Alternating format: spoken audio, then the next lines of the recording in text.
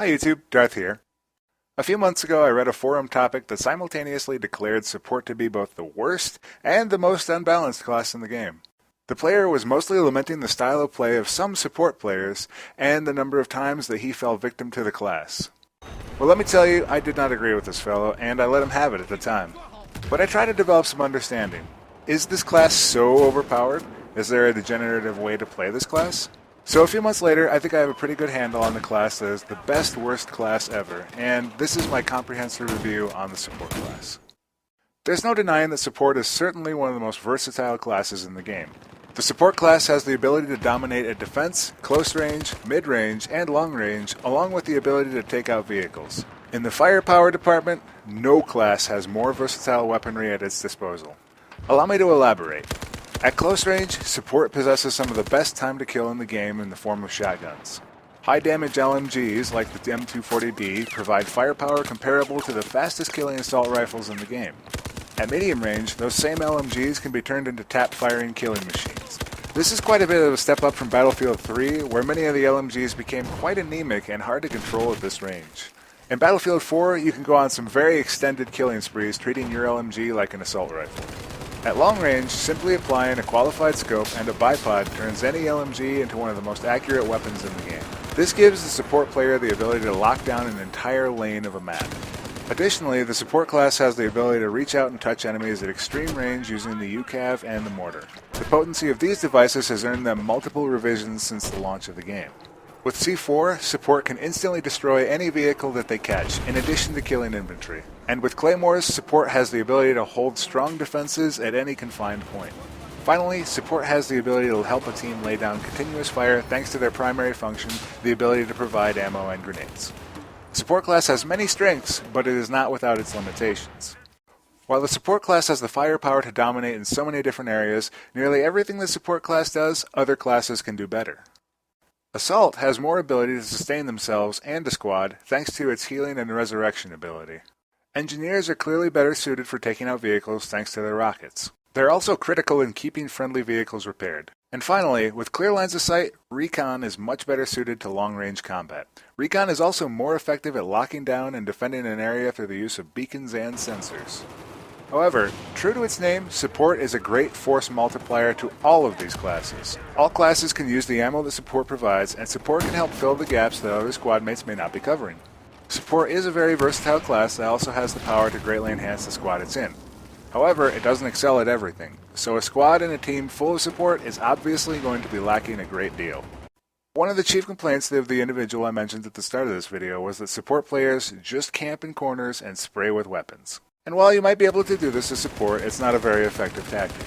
One of the strengths of the class is that there are multiple ways to play this class, which I'll go over now. Probably one of the most hated support players is the supposed Bipod Pro. This refers to, as a support player, attaching a bipod to an LMG and laying down effective fire from a single position. This playstyle for support is probably hated so much because it is very defensively effective, but has serious detractions. Let's look at the positive source. Using a bipod, for the most part, negates the recoil of a weapon. This turns the light machine guns, which have some of the highest recoil in the game, into precision killing machines. This gives the support the ability to lock down an entire lane with effective fire. However, it's not without its serious shortcomings. A single round from a sniper can end any non-mobile target. As a bipod-using player, you make yourself a very noisy and a very easy target for any sniper that can quickly peek around a corner and get a headshot on you. Furthermore, as a stationary target, enemies can readily bypass you, suppress you, throw grenades at you, and other support players can easily mortar you to death. General Patton once said that fixed fortifications are monuments to man's stupidity. Keep this in mind while you play. It's important that if you're going to use this strategy, your team has to be pressuring the enemy team to keep the pressure off of you. You're providing supporting firepower to a lane. Furthermore, relocating from time to time will also keep the enemy guessing. One other serious detraction to using the bipod is the difficulty in setting it up in many positions. Especially if you're on a non-level surface, it becomes nearly impossible to set up an effective position. You'll generally need to experiment to find the best positions for your bipod. The old run and gun. This is my preferred way to play the support class. It's all about equipping an LMG with attachments that reduce recoil and burst firing enemies into oblivion. If you can catch the enemy team out of position, you can go on absolutely insane kill streaks. It's like having an assault rifle with 100 to 200 rounds of ammunition. And I've got to tell you, it feels amazing. The distinct disadvantage for this playstyle is that it has serious weakness at both close and long range. You will lose to players using shotguns, high RPM carbines and assault rifles, and at long range with DMRs and other accurate rifles. If you use this strategy, I've found the most effective way to play it is to go to the outermost lanes of the map you're on and use it to bypass enemy fortifications. That way you can set yourself up for the long kill streaks that this weapon can provide. This only becomes more effective with a silencer, so if you feel your aim is good enough, there's no reason not to hush your weapons. Also, when you're playing with the LMG in this manner, you absolutely have to manage your fire. Burst firing will give you the recoil control that will help you accurately take down enemies. Laying on the LMG like a bullet hose when you're on the move is only going to serve to make your enemy mad. I have a love-hate relationship with the shotgun. The shotgun is just about the ultimate short-range killer, and while the flaws in Battlefield 4 will keep you from coming out predictably on top, it's definitely a huge winner at extreme close range. Like the LMG, if you catch the enemy team unprepared for you, you can go on prolonged kill streaks with this weapon as well. However, unlike the LMG, you can't hide this fact from the enemy team. So the shotgun playstyle is the one with which I am most conflicted. On the one hand, I really like being able to get one-shot kills at close range. However, this is extremely rare, and I usually have to follow up with 1 to 2 shots. Or sometimes 3, 4, 5, or, a pistol because I'm being an idiot. And while I'm not the best shot ever, there are a couple of reasons why Battlefield 4 drags the shotgun down a notch, especially compared to Battlefield 3.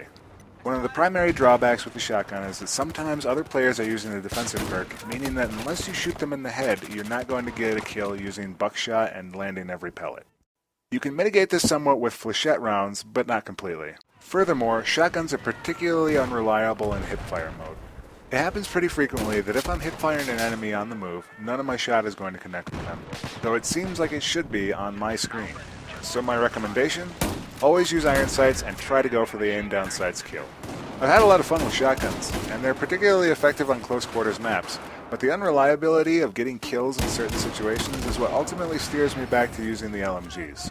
And with the high damage LMGs like the M240B and PKP, the time to kill is very similar.